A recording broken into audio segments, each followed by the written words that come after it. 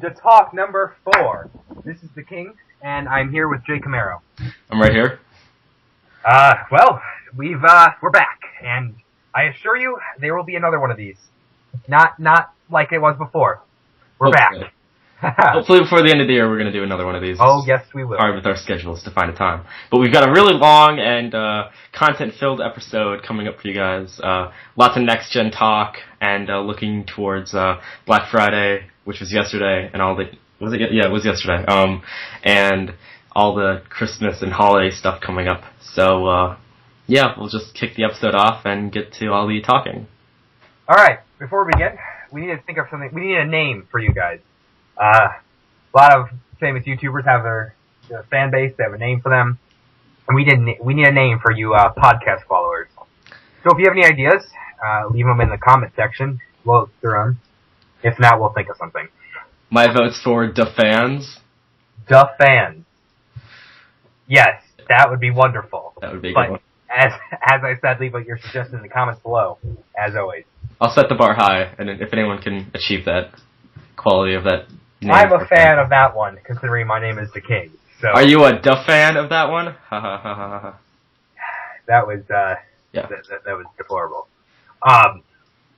So we have a lot to talk about today. Jay Camaro is going to start us out with some delayed games. Yeah, so this is kind of old news, but since our last podcast was in July, it's kind of hard to stay up to date with this kind of stuff. But anyway, delayed games. With the launch of the next-gen consoles, PlayStation 4, Xbox One, lots of games have started to be delayed a little bit. Just a couple weeks before its release date, Watch Dogs by Ubisoft was delayed, and I was actually really disappointed about this one. If you guys that don't know what Watch Dogs is, think of pretty much GTA plus, like, all sorts of technology and hacking and stuff, and that's pretty much Watch Dogs. So you play as Aiden Pierce, and he pretty much breaks into this network that kind of controls the city of Chicago, and he can do stuff like change traffic lights, control trains, send like an EMP throughout the city and destroy all the power and stuff, hack into security cameras, ATMs, steal like credit card information. It looks really cool, but it's been delayed to late spring, early summer, so around the time of E3, and it's coming for pretty much all platforms known to man, so PC, Wii U, Xbox 360, Xbox One, PS3, and PS4, and it's a really cool game. The Crew, although that was also delayed, Ubisoft has been having a rough year. These are both Ubisoft games. The Crew was also delayed, but that wasn't really close to like a release date. It was supposed to come out next spring. But at the same day that they delayed Watch Dogs, they delayed The Crew. It's pretty much exciting because it's one of the first third-party releases that are not coming out for current-gen consoles. So it's a PlayStation 4, Xbox One, and PC exclusive. And because of that, they can push it really far. It's kind of like an MMO racing game where the entire United States is opened up for you. Obviously, it's smaller and stuff. In scale, but apparently there's going to be 16 cities, and the New York is actually the size of Liberty City in GTA 4, and that was a huge city in that game. And apparently it takes about an hour and a half to drive from one end of the map to the other, in the fastest car driving just down the highway. So it's a huge open world game, very social based, and I'm really looking forward to it. I'm going to try to get as many of my friends to purchase it as possible because it's very focused on creating a crew and racing and car customization and stuff. Finally, Drive Club was delayed. This is a PlayStation 4 exclusive title. It was supposed to be a launch title.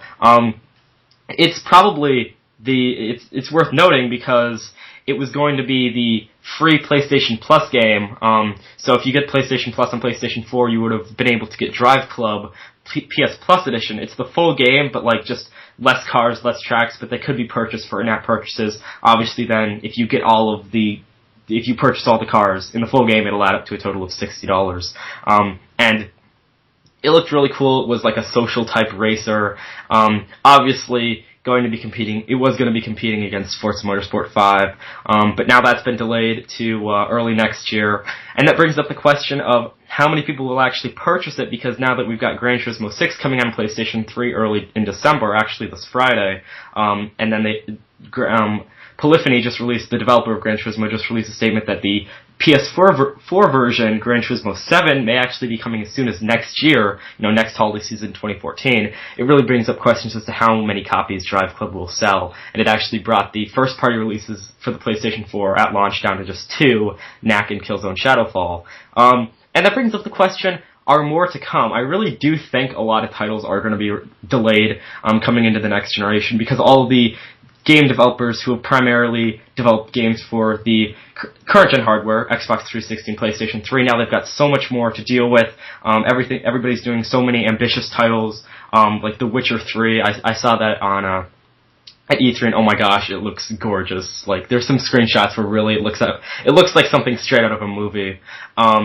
And that's super ambitious, but I think Destiny is going to be a title I'm guessing is going to be delayed. We've really seen no gameplay of it since E3. It's Bungie's first title when they're not developing Halo, so they completely had to rebuild the engine. Nothing came from past Halo games. They had to start from scratch, and they're aiming for, a May, June type release date, and I really don't think they're going to hit it. They may hit it, ship it by then, but I really think we're going to see a delay until next fall. But then Activision, who's publishing, also has to look at if it'll hurt Call of Duty sales for next fall. So we'll just have to see when that comes up. But yeah, I think a lot of games are going to be delayed. But that's pretty much it for the delayed games. There was one Xbox One launch title, some Kinect game that was delayed, but no one cares about Kinect games anyway. This is a PlayStation 4 podcast, so that's pretty much it for that. Wow, we've already got that. Yeah, now, it's interesting to point out, Watch Dogs, The Crew, and I believe Destiny all have the tablet aspect. Second screen. Which could be affecting these delays. For now, companies have to factor these into their systems, and their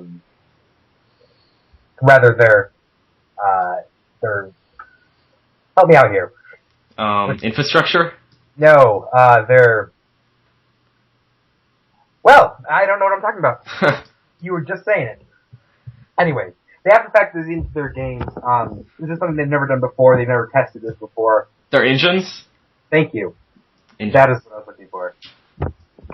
They have to factor these into their engines. It will be interesting to see how they play out and how people actually use these tablets to play their games with. Yeah, and then there's a fine line with that kind of second screen integration, because you want to make it cool, but then you also don't want to reduce value from people who don't have tablets, don't want to do any of those second screen integrations. You don't want to put in, in Dead Rising 3, for example, I don't agree with any of this, but apparently you have to have a tablet to access a few missions, and it's taking it out of the game for everybody else. They definitely have to focus on providing a cool experience, but also making it it's not required for the game. Let's just move on to our next topic, and it kind of goes along with me calling this a PS4 podcast. Should the gamers forgive Microsoft? This one is a little old, but the Xbox One's already launched. But that's really the question. Microsoft, even the biggest Xbox One fanboy has got to admit that Microsoft has had a rough year. Back in May when they announced the Xbox One, they didn't mention any games. It was an hour-long press conference, and it created the memes where they just talked about TV, sports, and Call of Duty, and the Call of Duty dog. And so that was bad. And then it went on, the stories after the press conference finished started breaking that, there's going to be DRM, you're going to need the Kinect always required, no used games weren't even going to be supported at all.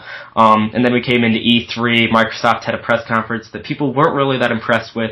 It was still very shady in, what they were telling us about how these policies were going to work. Apparently, the last little bit of news about the Xbox One, used games was that apparently before, they reversed it, was that you were gonna be able to trade with your friends digitally, because pretty much how it worked was that you put a disc into your Xbox One, a disc-based game that you buy from the store. You put it into your Xbox One, it downloads the game to your hard drive. You take the disc out, and the disc is useless. It's like a digital game. The disc isn't really a disc; it's more of a redemption code, pretty much. And people didn't agree with that. I think it's a complete waste of time. Why have people go to the store if they can't just buy a code? Yeah, and that's what they were looking at. Like, they wanted to destroy, like, GameStop and Amazon. They wanted to go all digital, because when you go all digital, the companies don't have to pay any royalties to GameStop or Walmart and stuff to sell their games. They don't have to pay for shipping costs. And then they have control over it, so they can't be pirated with the DRM content and stuff. Well, they could sell codes, and there could be a way there. But it's interesting. Yeah. And then, Microsoft announced Xbox One $500 price at E3. It was pretty, $500 is expensive for a game console. Although that's the lowest price of an iPad. So that it's not super expensive in terms of consumer technology, but not what console owners are used to. And then, of course, Sony came out with their famous E3 2013 press conference, and they just, looked at Microsoft. They took everything Microsoft, everything bad they did with the Xbox One, everything the gamers didn't agree with, and they said that they weren't going to have any of it, and then it came in at $100 cheaper than the Xbox One PlayStation 4 came out at a $400 price point. But then in the weeks after E3, of course, everybody, there was an Amazon poll that said I think about 95% of the people polled wanted a PlayStation 4 over an Xbox One, so that was big, but then Microsoft came out and they reversed pretty much everything, and over the summer they started reversing pretty much all their policies. And then Don Matrick, the CEO of the Xbox division, had to step down. He didn't have to step down. He went over to Zynga as their CEO, and apparently they said it had been planned for a while, but some people there's some conspiracy going on saying that he personally sabotaged the Xbox division because he was going to Zynga and he didn't care anymore. But so everything was reversed in the end. But Microsoft tried to do something pretty bad, and the DRM thing could have potentially really destroyed the console market, because you don't want to turn the consoles into PCs, because PCs are PCs. PC players buy PCs because they have a ton of money that they want to spend on PCs, and it's just for gaming. They want the best possible gaming experience, and most PC games are all digital, because that makes sense for PC players. But for console players, it's all about sitting there on the couch with a bunch of controllers, hanging out with your friends, going over to their house, sharing these games, and that would have completely destroyed that. Should we forgive Microsoft? I think we should forgive, but we shouldn't forget about what they tried to do, because they could potentially bring it back, and it's a soft update away from restoring DRM, and that's what some people are fearing, that, in 4 or 5 years, when there's a price drop and everybody forgets about this, they'll bring it back and start up DRM all again. But it looks like, at least for now, for the 8th generation of consoles, used games are kind of safe, but then you gotta look into the 9th generation with the successor to the Xbox One. Most likely Microsoft will try to push it then, and we'll have to see if the gamers are ready for that at that point. But I just don't think consumers were ready back in spring for all these restrictions. So that's kind of what I have to say about it. Yeah, the Xbox One looks like shit. Yeah. Sorry, pardon my language, but it's a big square. Yeah, it looks especially next to the PS4, it's a gigantic box. And the Xbox 360 Slim, which I now only glossy one that was released in 2010, that looks really nice, and it's surprising how much of a step back they took. They could have made it it looked very elegant back in the Xbox 360, but then they took it, and it's just as boring and plain and square as you could possibly get. That's kind of where Microsoft is going, though, with their Windows 8 tile interface, just a bunch of squares and stuff. But they could have defined it as something, and it's just a box. And then you look at the PlayStation 4, the thing is it's gorgeous. It's one of the best pieces of consumer technology that I've seen ever, and it's rivaling something from Apple. And just setting them next to each other, the PlayStation 4 is smaller, it's sleeker, it's got that cool, set off, slanted look, and then you got, the light on top of it. There's no power brick on the PlayStation 4, although there's a gigantic power brick on the Xbox One that apparently I heard a story about, cost about $25 for them to make, so that power brick is, a huge part of their price. It just does not look nearly as good. I thought that was interesting. It's light. It's not as heavy as the old one. Oh yeah. It looks heavy, but it's not as light.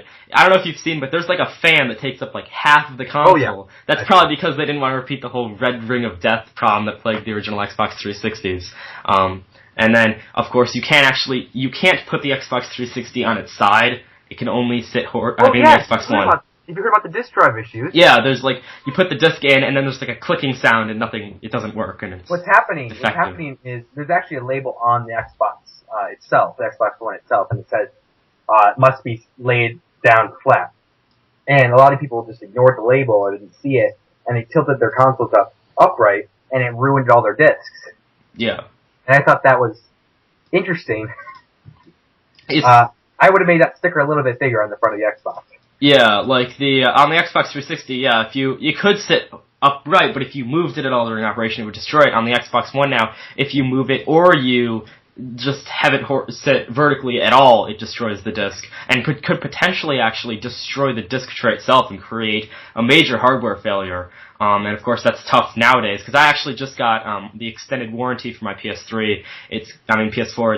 It's a 36-month warranty with 1 case of accidental damage. So say like drop it or something and it breaks, I can send it back and get a new one. And I wanted to get that because it's a first run unit. These have hardware failures and you really need to be careful with what happens. Like there was a power outage a few weeks ago at my house, and I decided to like go upstairs and unplug my PS4, even though I'd never done that before with any of my other consoles, because these are just very unstable units that we don't really know what their flaws are right now. So we'll just have to look at it in the future, but for right now, yeah, you really want to be careful with that Xbox One. Well, the next question. Will we be unplugging our current consoles after the PS4 release? Obviously, it's already been released. Yeah. Tell me, Jay Camaro, have you unplugged all your consoles already? No, I have not. My Xbox 360 and my PlayStation 3 are still safely connected to my TV. Actually, my PlayStation 4 is currently sitting on the floor, which is not really the best decision. I accidentally bumped it with my toe as I was walking by to I have like a switch I flip to like change the input so I can get each console sound on my Astros, and I like freaked out and I like aimed a light on it and like made sure there was no scratches. There wasn't any scratch, which was nice. But yeah, it's definitely dangerous having it on the floor. But yeah, my PS3 and 360 have been fully connected. I have to say, I have not been playing my 360 really at all. I've maybe in the time since the PlayStation 4 was released, maybe twice I've gone on and played some GTA Online, but I actually been playing my PS3 quite a bit, obviously because it's a connected ecosystem. I have all my friends lists there, and all my trophies carry over. So, I've been playing some Metro Last Light on my PlayStation 3, and I feel like I'm earning something towards the PlayStation 4. It's just a little bit easier for me to go back and play on my PS3. But on the 360, no, I really won't really consider buying really any games for the 360 from now. And if I'm going to buy any current gen only games, it's going to be for the PS3 because it's that connected ecosystem. And for now, I think I'm going to keep them plugged in. I still have some friends on my 360 that I want to play with. And not a lot of people have transitioned over yet. They will eventually, probably after like a price drop within the next few years. I'll finally unplug the 360. But the PS3, I'm probably going to keep connected forever because it's a Blu-ray player, and once I connect my PlayStation 4 through HDMI so I can capture gameplay for my YouTube channel, which is coming. There is a restriction on it right now, but when a patch comes out that reverses it, I will start uploading gameplay to my YouTube channel. But once I put that in, Blu-ray is going to be disabled on my PS4, so I'm probably always going to have my PS3 plugged in so I can always play Blu-ray movies and stuff. I got Jobs on Tuesday, and I still have not watched it. I'm going to try to watch it tonight because I'm really excited to see that movie. But yeah, I'm going to keep them connected. Although I will definitely in the future disconnect them. There's a certain time period where they've got to go. You can't just keep hoarding consoles, and especially since the TV I have only has 2 HDMI, I'm actually going to have to get a HDMI splitter just to accommodate for all my systems I have. But for now, no, but maybe 2 or 3 years, give it time, I may disconnect my 360. I'll keep it around there. I'm never going to sell any of them, because the 360, although I have this strong hatred of Microsoft in my heart, I also really had fun with my 360, and it's a big jumping point. It's a big point of my life for the past few years, and I made a lot of friends through it. So I'm never going to throw it away and potentially show it to my kids one day and have them play Halo 3 and compare it against Uncharted 15 or something in terms of the graphics. But yeah, for right now, not unplugging them whatsoever. For myself, I'm going to have to say that right now, under my TV, on my upstairs, we have the Wii U, the Xbox 360, and a nice space for the PlayStation 4 when it becomes available. Sadly, the Wii and the PlayStation 2, I never got the PlayStation 3, but the PlayStation 2 is in my basement. It is connected to a TV, but I was hoping that the PlayStation 4 someday would have backwards compatibility, but not yet. So I'm going to keep those consoles until they do. Yeah. Actually, one thing to note about like consoles and stuff, my family actually owns a second PlayStation 3 that we have downstairs as a dedicated Blu-ray player streaming device, and all that stuff. And we really like it. It wasn't the cheapest Blu-ray player out on the market, but it gives us very crystal clear sound and video, and it's 3D ready, so when we eventually get a 3D TV, we'll be able to watch 3D right out of the box with our PS3. And it's just all around a really nice media consumption device. You can play everything from CDs to DVDs to Blu-rays to streaming media, Netflix, Hulu Plus, YouTube, and then they've got their rental services built in. But it's really like an all-in-one media consumption device. We really enjoy it, so that could probably be the future for the PlayStation 3, because backwards compatibility is coming to the PlayStation 4 eventually as this weird cloud streaming type stuff, which I don't really know how it's going to work right now, but they've got an idea. So now we're going to take a switch off of next gen for a little while. I'm going to say current gen, because this is what we're talking about now that they're out. But call it Generation 8. Yeah. We're going to take a step away from that. We're going to talk about the Oculus Rift. Now, for those of you who don't know what the Oculus Rift is, you should.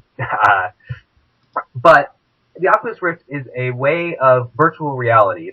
They're a pair of goggles that you put on your head, and it tracks your head movement. In front of you, you have two screens, and it feels like you're actually in the game. Now, currently, it only is connected to the PC, but hopefully someday, maybe we can connect it to our consoles. It also is currently in development, where you can sign up for a developer package for, I believe, $300 and get the goggles delivered to you. Now, there are several games that have been made compatible for the Oculus Rift.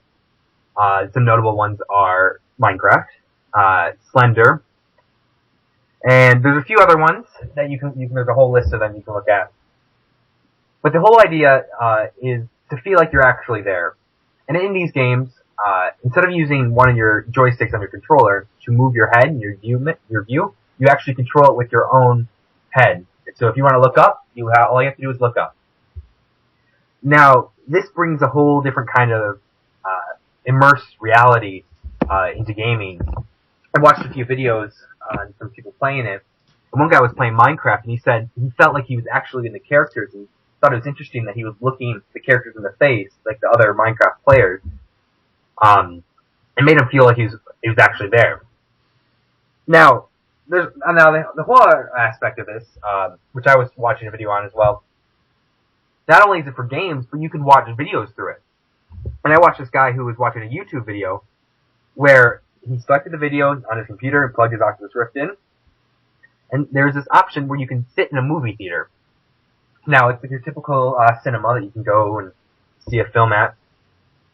But you can choose where you want to sit. You can move your controller and stand up and walk around. But it actually feels like you're watching a movie, but it's just a video. It's just your YouTube video. And you're sitting there in your chair and at home, and it looks like you're actually in a movie theater. And I thought it was the craziest thing. This guy was walking to the back of the theater because he wanted a better view. And he said he felt like he was in an actual cinema. Like, he went and paid, $12, got a thing of popcorn and watched the movie. But instead it was at his house.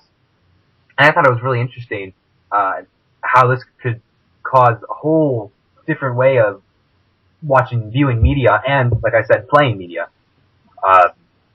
And I think it's supposed to come out next year, for the general public, with a price around $300, I believe.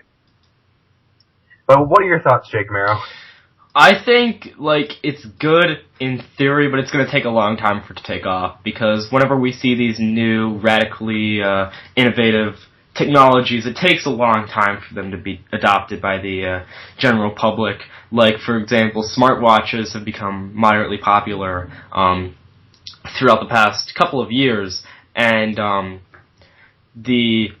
Samsung, the manufacturer of the Galaxy smartphones and stuff, have actually built this Galaxy Gear smartwatch to connect with their phones, only 4 phones or so, for $300, and it's a really cool piece of technology. It's got a built-in camera, and it's really interesting, but apparently they released a report a few weeks ago that it had sold like tens of thousands of units and is pretty much been a complete failure. And I think that's going to be the case with the Oculus Rift at first, but I think in the next few years or so, it'll start to be adopted by the general public. I think a way to do it, yes, is to kind of transition it to consoles. I don't know if they would be interested in that. Maybe like next-gen consoles, next-gen, ninth-gen consoles.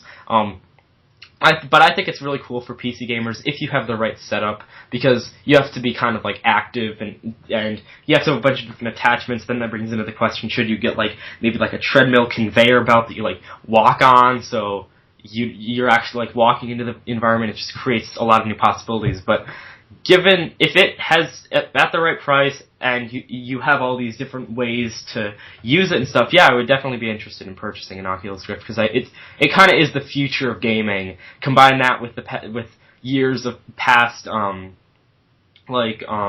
innovation like motion gaming, surround sound, 3D, 4K, and put that all into the Oculus Rift. I think it could potentially be the next, it would potentially be like the HD revolution, like the next leg up in technology. Now, I just want to say, the fact that this company started from Kickstarter and got the support from there shows there's a huge interest in this. But if you guys want to see more, there is a link in the description of this video, and they'll link it to your website, and you guys can see it there. All right. Well, the next question here, Jake Mayer wants to bring up this topic, and that is: should the Wii U be considered a next-gen console? Granted, like I said before, current-gen console, Gen 8. So, yeah, the Wii U is a very interesting device. Coming out, let's just give a little backstory. Coming into the Wii in the 7th generation of consoles, Nintendo was it was a gaming console, the gaming console manufacturer. The GameCube, while it did enjoy some limited success, nothing could even come close to the success of the PlayStation 2. So it sold some units, but of course, like the PS2 sold like 3, 4, 5 times more units than the GameCube. And Nintendo came out and they announced the Wii. This was around the time when the Xbox 360 was launched, the PlayStation 3 was still being developed, and the Wii, although it pretty much had hardware almost identical to the GameCube, it could not run HD content, had very limited internet access, and stuff like that. It had motion controls with like the Wii controller, and it really created a casual gaming market. Before then, only gamers really this was like before PC and tablets and stuff. But the Wii kind of created the casual market where, sure, you could use it to play like Call of Duty, but then your grandmother could use it to play like, I don't know, fitness, like bowling game. And it was a good idea in theory, but a couple, 2, 3, 4 years after release, the Wii people started to realize that its hardware was not even close to the PlayStation 3 and the Xbox 360, and then when the Kinect and PlayStation Move came out for both of those consoles, the Wii just got destroyed.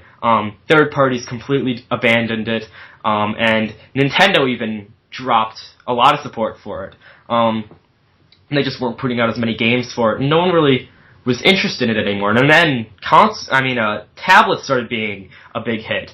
And, most kids had iPads that they shared with their siblings, and then no one really wanted a Wii. So Nintendo came out in 2011 and really kicked off the 8th generation of consoles with the Wii U. And this is where they made a few very disastrous mistakes. First of all, when they announced the Wii U, they didn't focus enough on the hardware. They really just talked about the gamepad. The gamepad is a controller that pretty much looks like an iPad plus Xbox 360 controller. It's got the analog sticks, the buttons, the triggers, but it's also got a touchscreen in the middle you can use for second screen integration, as well as you can stream your the games from your TV onto the tablet, and then maybe have player 1 be on the TV, player 2 be on the screen on the tablet, and it's a really cool idea, but they focused too much on the gamepad, and people didn't really understand that it was a new console, especially Wii U. The Wii U could just be an attachment for the Wii. They should have called it something completely different. So That was a big mistake. And then although it can run games in full 1080p, it is more powerful than the Xbox 360 and PlayStation 3. That's not saying a lot because those are 6, 7, 8-year-old consoles that came out an extremely long time ago. But when you look at the Wii U being released in 2012, it doesn't even come close to the power of the Xbox One and PlayStation 4, not by a long shot. And then it was released back at about a $350 price point in 2012 with very few launch titles. It didn't even sell out on release day. You know, when the PlayStation 4 launched, like I was just talking to Demetrios before we even started up this presentation, this podcast, he and his mom were looking for a PlayStation 4 and they can't find any because they're all sold out, but that was not even close to the case with the Wii U. It didn't even sell it on release day, and it was very easily available throughout the holiday season, but no one bought it. And then you start the terrible cycle where you come out with a new piece of technology, no one wants to buy it, so developers don't make new games for it, and then because developers don't make new games for it, people don't want to buy it. And that's where the Wii is right now. Although Nintendo is starting to release a lot of great first-party games. Pikmin 3 has already been released, and then you've got some great games like Super Smash Bros. And Mario Kart 7. That's a 3DS game. That's not a Wii U game. Is it? No, it's on the Wii U. Is it not? No, it's not. It's only 3DS. And then Mario Kart and Super Smash Bros. Coming next year. But Nintendo isn't doing very good, and the Wii U, I don't think it should be considered a next-gen console, because although it does bring some new next-gen ideas, third parties are not going to want to develop for it. EA has said it's a piece of crap. They're not making any games for it at all. Battlefield 4 can run on the Xbox 360, which came out 8 years ago. Battlefield 4. It can't run on the Wii U, which was released a year ago. That's a big deal. That's not good. Especially when it can look this good on PlayStation 4 and Xbox One. And Ubisoft is really the only company that's been giving it the time of day. Pretty much all of their big games have been released on the Wii U, like Assassin's Creed 4 and Watch Dogs will be released on the Wii U. But I think there's 3 things Nintendo needs to do to make the Wii U a success. One, they need to lower the price. Nintendo has become relevant in the casual marketplace. The casual marketplace does not want to spend $350 on a console. They want to spend $150 or $200, maybe $250 at the max. But they need to lower the price. And then hardcore gamers aren't going to be interested in it at all, because you could buy a Wii U for $300, or for $100 more, you could buy a PlayStation 4. What would you choose? Most people are going to go towards the PlayStation 4. It's got the great first-party games, it's got the new technologies, and it's got strong third-party support. The second thing Nintendo needs to do is attract the third-party developers. Although Ubisoft is there, and although they've got some amazing first-party games, that's not how it works anymore. You need to have, when somebody buys a console, they don't want it to be their second console. It needs to be their primary console, where all the games they want are released on the Wii U. They need to get EA, they need to get Take-Two, they need to get like GTA on it, they need to get some indies on it. They just need to attract the hardcore gamers with third-party games. Because people love first-party Nintendo games. That's an easy sell, but that's just not enough anymore. And the third thing Nintendo needs to do, and probably the most important thing they need to do, is they need to change their marketing. Right now, they've been talking about the gamepad a lot. They need to show the console. The gamepad can be there as somebody just using it, but they need to show, hey, you love these Mario games, here's them in HD. You can play all of the old Nintendo games through the Virtual Console. It can be your all-in-one entertainment device. Although I still don't think it can play Blu-rays, which kind of sucks. But they need to change their messaging. They need to get it out there. They need to show that it's a new console, it's a new idea that everybody wants to enjoy. So that's what I think Nintendo needs to do, but I do not think the Wii U should be considered a next-gen console. Well, I completely disagree. Just want to put it there. I got the Wii U a couple days ago. Incredible. Like, honestly, the Wii U or the Wii, sorry. It was a good step for Nintendo. Graphics are awful. But now I look at the Wii U, I mean, you can run 1080p on it, which is not great, but it's for me right now, compared to the Wii, great. Now, I guess you're right about the whole first-party, third-party thing. But for me, Pikmin 3, I'm looking forward to that. But there's a lot of different games, and I think Nintendo knows what they're doing now. And I thought it was interesting with the whole gamepad my brother has this Lego City game where the heads-up display is not on your screen; it's on the little tablet, a little game pad, which I think makes for a different kind of game, and also creates those more games such as the Nintendo Land game that comes with the Wii U. That a lot of those games are based off of not knowing where the other person is, and I think those kind of games are great. It's a great party console, I think. I give you that, yeah. It's great for a lot of people to come over and play. It's a quick game. They're quick games that you can play with, like Nintendo Land. Like little games like 5 minutes, and there's some cool modes where you can have like a roulette of different games. Now, of course, yeah, it's not going to compare to the PlayStation 4 or the Xbox One, but for a console comparative to the Wii, it's great. Yeah, I think that's the thing. Like, it's a good console for, like, the casual marketplace. They just need to get the price down, and they need to get it out there more. You know, it's still pretty expensive, and for somebody to spend that much money on a console, that casual gamers just aren't going to be interested in that, especially when you can get, like, a Nexus 7 or Kindle Fire for... you can get a Kindle Fire 7, Kindle Fire HD 7, or whatever it's called, that was released last year, for $140. That's huge. You can play Angry Birds on that, you can play casual games. They need to get the message out that it's worth the $300 price point, but then they need to lower it a little bit too. Well, you know, here's my one thing that I think the Wii U beats the PlayStation 4 and Xbox One with, and that is the backwards compatibility. Not only can you use the Wii controllers, so you don't have to go out and buy an entire new controller, but you can also play all your Wii games on the Wii U. That is definitely a good idea.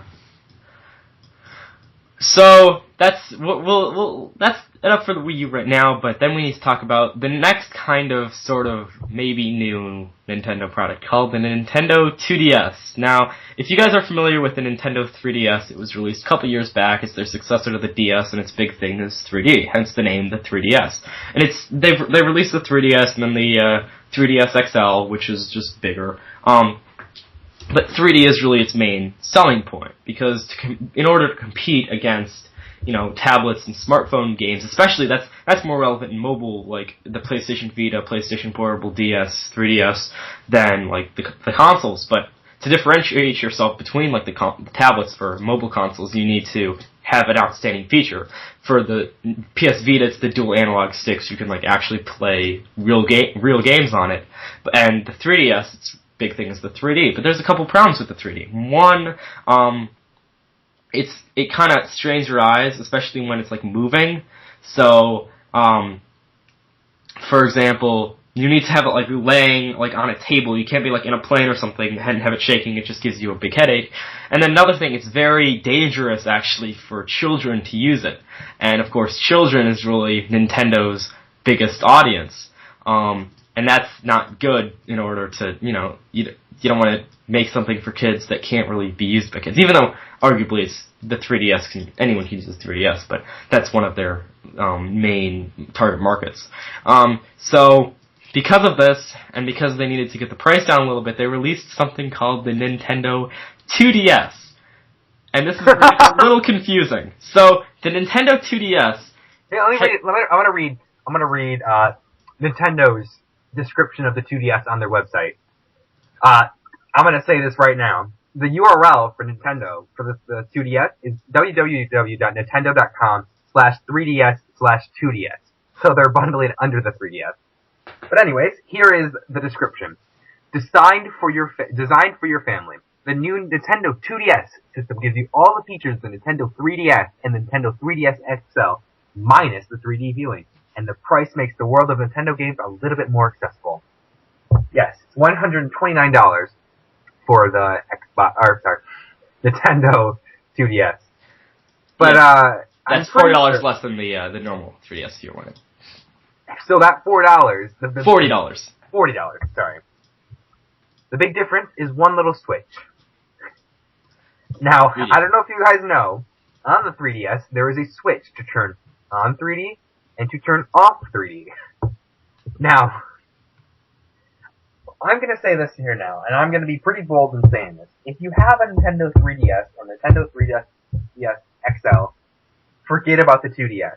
You have a switch on your handheld. There's no point of paying $130 to get a Nintendo 2DS. I think it's just ridiculous. It's a very confusing idea because, like you said, it's part of the 3DS family, but then it's not because it can't play 2D games. So it's like a 3DS that's not a 3DS that is a 3DS. Oh, and the best part is for handheld, it can't fit in your pocket. Yeah, since really the Game Boy Advance SP released in the late 90s, Nintendo has had their kind of like clamshell design. It flips up, there's like a screen, and then on the DS, of course, in the normal 3DS, the bottom touchscreen, and you flip it down, it protects the screen, you slip it in your pocket, whatever. It's small, it's portable, it's lightweight. The 2DS, it reminds me a lot of like an iPad. A MacBook Air. It's got like the tapered design, so it like starts out thick and then it gets super thin, and it doesn't fold down. It's like one slab of plastic, which makes it really awkward to like store away. And although that's actually could be a little bit more durable for children, because I think that's the 2DS's main market. It looks really, really awkward, and it looks just really weird, and it's going to create a lot of confusion in the market, because although it's called the Nintendo 2DS, it still boots up with the 3DS, boot up, and then to make it even weirder, it's still got 3D cameras on the back of it that all the other ones have, so it can take 3D photos, and you can't share them, and then it's also got a mono speaker, so there's no, stereo sound. That's a decrease, but then there's no 2DS games, so you buy the 2DS, but you still buy 3DS games, and then it can also play 2DS games, and it makes absolutely no sense. I understand what Nintendo is trying to do, but I don't know why you would call it the Nintendo 2DS. That just creates confusion in the market, but it's kind of hard to, create a product and then remove its most, biggest, its selling feature. It would be like creating, say, a Blu-ray player and then taking out Blu-rays. Sure, it can still play DVDs. Sure, it can stream stuff from Netflix, but there's no reason, why, I don't know, it doesn't make sense why they would do something like That's this. That's just confused parents. Yeah, these are the parents and grandparents of the people buying these systems. I understand it. We get it, even though it's really stupid. We get it. It's a 2DS that can play 3DS games that doesn't have 3D. But then a parent's gonna come out and, I have a 2DS. I don't see any 2DS games. Well, I guess it's stupid, and I'm not going to buy my kid it, and I'll just get him a tablet. So it's going to confuse the heck out of people this holiday season. Old Granny Smith going to the store. I can't find the 2DS games. Yeah, it's going to be great. Yeah, I don't know why Nintendo would do something. I don't get it. Nintendo has got some ideas going on at their headquarters right now, but the 2DS. It's a good idea in theory, but you can't make a product and advertise a big feature and tout it as its main feature. Heck, 3D is in the name, and then get rid of that part of the unit. It doesn't make any sense. Maybe create a 3DS, a branch off of the normal 3DS. It looks like a 3DS, it just doesn't have 3D. Decrease the price a little bit, and there you go. And then from now on, you have 3D. Call it the 3DS still, but just remove 3D. It would make it a little bit simpler. Or just flip the switch on the side of the... Yeah, that's what I mean. Just, get rid of the switch. But then, because then since there's always 3D, it can decrease the price. I don't know why Nintendo... It was a stupid idea in general to make the 3DS the 3DS with the 3D. I don't know, but I don't know what Nintendo is thinking. They're really strange. All of their consoles... Every single console they've made in the past decade have one really weird feature that if you don't take advantage right, it'll destroy your game. Like the Wii motion controls, with the Wii U, the tablet support. Now with the 3DS, the 3D. It doesn't make any sense. But 2DS, I don't get it at all. Anyways, moving on. Done with Nintendo. Nintendo is interesting. How much difference will there be between cross-generation titles? So, pretty much, you've got the 360 and the PS3 already out, and then you've got the Xbox One and the PS4 coming out, and most of the third-party games coming out this year are for both generations. And lots of people probably asked the question, what's the difference between current gen and next gen? And really, I've played pretty much every next gen third-party game, and I have to say, some games have a bigger difference than others. Battlefield 4 is terrible on current gen. I would recommend completely skipping it, not even looking at it. The graphics are really bad, and then you can't. There's no 64 players, so it's pretty much just a buggier Battlefield 3. I wouldn't waste your $30. Actually, on Black Friday yesterday on Amazon, they were offering it for $25 on current gen. So that indicates a failure, considering that was just a month to the day after the release of it, for something already being decreased to $25 from its $60 price point. That's a sign of a failure. I watched a few YouTube videos, and I think Rooster Teeth, the Achievement Hunter branch of Rooster Teeth, we're talking about the Assassin's Creed and the difference between the PlayStation 4, the Xbox One, the Xbox 360, and the PC. And they said that the Xbox 360 version was obviously the worst graphic-wise of it, and that the PC compared to the Xbox One graphics. Yeah. So, if you guys are deciding to, I have next gen, should I, or I'm going to get it soon for Christmas, should I wait to get the game for the next gen? Yes. That is my recommendation, most likely Jake Amara is right. Yeah, if you're going to get one of these next gen consoles, just buy the game for next gen. It's going to be better. It's going to be a game that you're going to be playing on your next gen machine. You don't need to keep your old machine hooked up to play this game. But for the people who don't want to upgrade to the next gen consoles yet, there's some games that are better than others. Like I said, Battlefield 4, skip it on current gen. It's incredible on next gen. It could be my favorite next gen game on the PlayStation 4. Of course, it's amazing on PC. Call of Duty Ghosts, that's a little bit of a middle ground. They did decrease the player count, so there's no ground war. There's no 9v9. You can only play up to 6v6, and the graphics are subpar. But Call of Duty players don't care about the graphics. It's all about maintaining that frame rate of 60 FPS. And I played it on PS3, and then I did the upgrade thing where you buy a game for the PS3, and then you pay $10, and then you get the PS4 digital version, and you can definitely see a big difference. But I don't think people aren't going to enjoy it as much on current gen as they do on next gen. It's still kind of the same game. And then Assassin's Creed 4, the King talked about, it's playable on current gen, but yeah, it just looks years and years better on next gen machines. It runs in full 1080p. There's lots of fog effects on current gen, kind of to reduce the processing power in the open world, and it's all gone on next gen, and it runs more stable too. So I think that like you said, if you're gonna get a next gen machine, get all the games you want to get for the next gen machines. They're all going to be so much better. But if you want to stick with current gen, there's some titles that'll be fine. Other titles will be not good. So next, here's a question that's kind of been going on for the past few years with the rise of PC.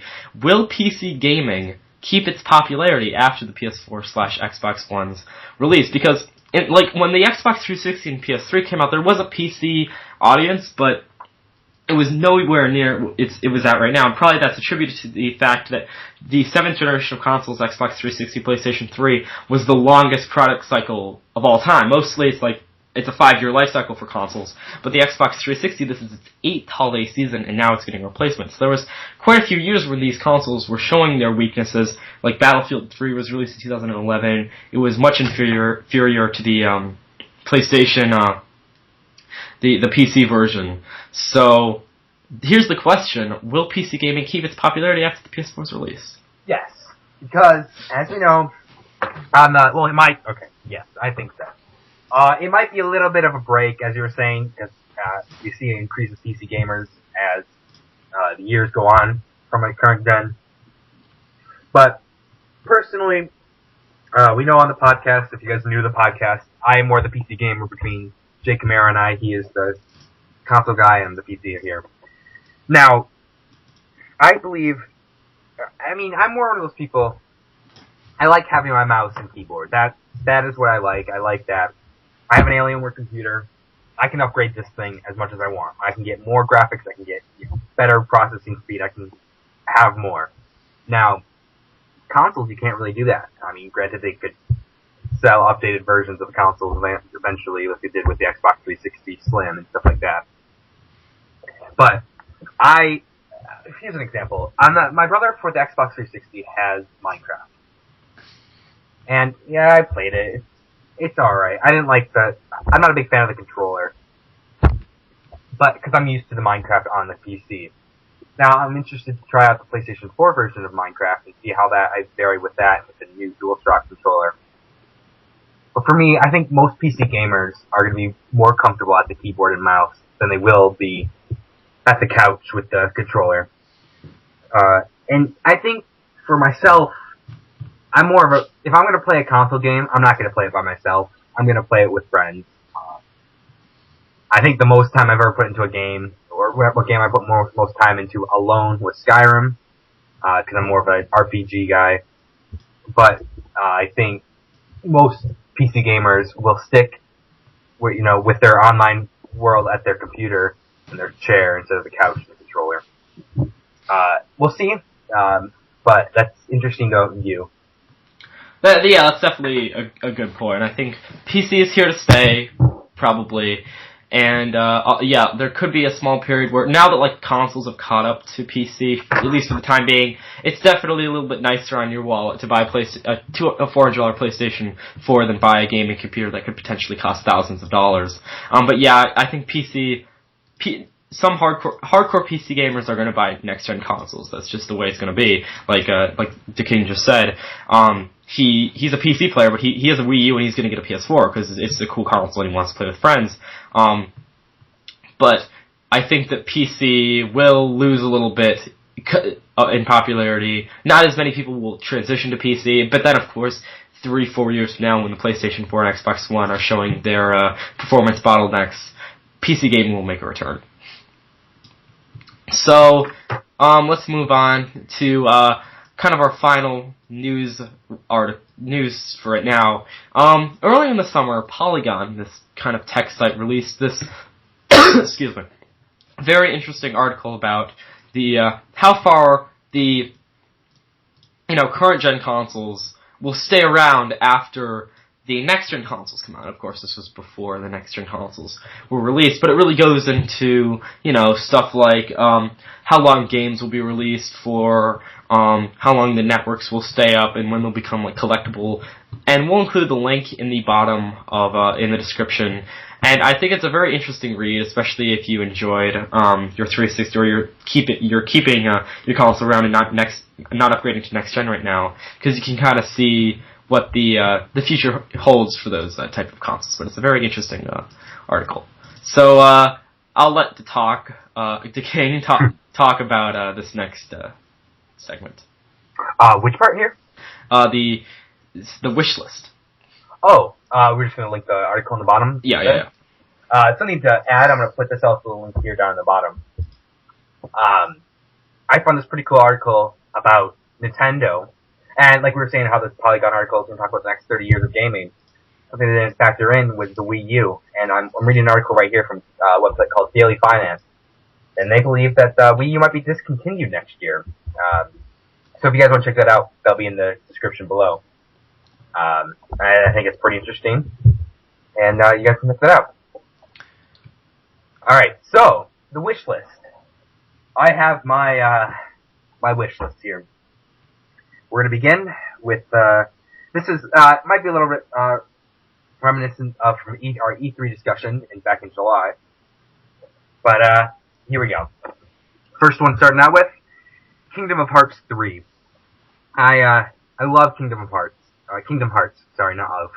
Wow, shows how much I love it. Kingdom Hearts 3. I believe it's gonna be a PlayStation 4 exclusive. I could be wrong. It's next gen exclusive, Xbox One, PlayStation 4. Okay, so there you go. I love it.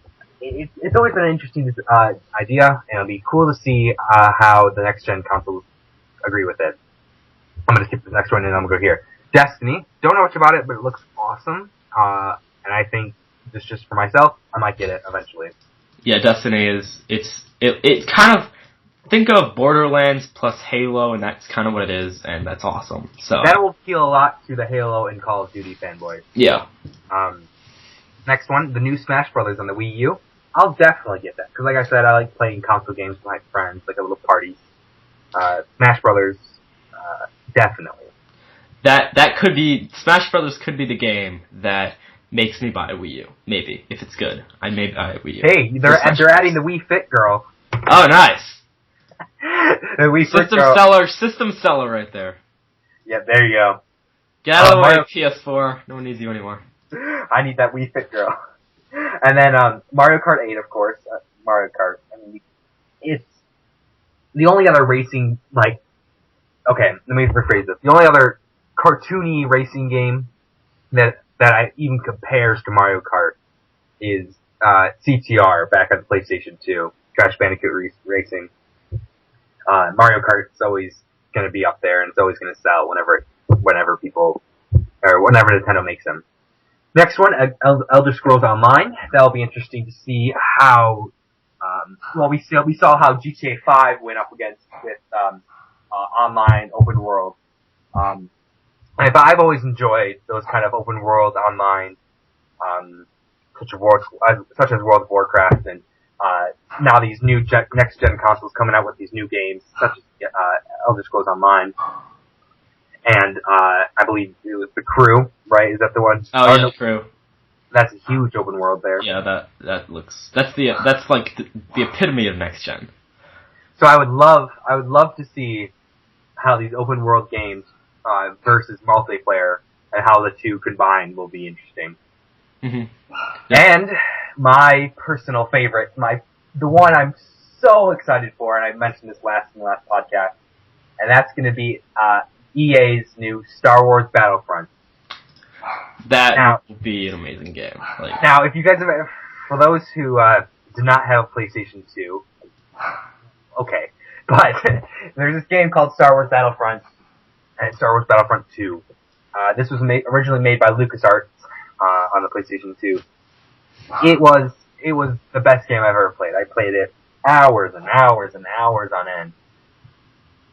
You had land battles where you had to be on planets and you had the droids versus the clone army, and then of course you had the space battles where there's these the giant ships, and you're flying out around and shooting people down, or you can break into their base and cut down their shields, and everyone goes in. Most fun I've ever had, and this was 7 years ago when this came out. Let me check when it came out. But Star Wars Battle, and now EA is showing some video from this, or they're talking about the games. You can fly from planet to planet, and there could be a battle on the planet while there's a planet above the planet, or a battle above the planet. You can fly up into it, and I believe they're using the Battlefield 4 engine. Yep, Frostbite 3. And yeah. Star Wars Battlefront 2 was released in 2005, so long time ago. Battlefront 2. Battlefront 2. Yeah, Battlefront 2. Yeah. So 8 years ago. Yeah. Now, almost 9 years ago. It's just, I cannot wait for this. I don't know, I can look up when it's going to be released. I'm guessing 2015. There's no way they're going to be able to... Because they just got the license. I don't know if you guys remember, but LucasArts was kind of disbanded early this year, and the license for the Star Wars games were transitioned to EA, and they actually just got the license a couple of weeks before E3. People didn't... That's why it was so big they announced Star Wars Battlefront, because they didn't think EA was going to say anything about it during E3 of 2013. But yeah, I'm guessing 2015 at the earliest, because the game is going to be all new. Alright, here we go. It's going to be released, Star Wars Battlefront is going to be released in 2015, second or third quarter. And it is under development by DICE, which is part of EA. And it will be interesting. On the Frostbite 3 engine. And I can't wait for that. So that's my wish list for games up to come. Alright, yeah, so here's my wish list. Not a ton going on that the King already talked about, but of course The Crew, very, very looking forward to that game. Like I said, it's kind of what next gen is going to be defined as, with these connected, broad, large experiences. That's by Ubisoft. Also, The Division is by Ubisoft. It's like a post-apocalyptic shooter, very squad-based, and it's kind of like a connected world where you just meet your friends in the world and go and do stuff with them. That looks really cool, and the graphics look almost lifelike.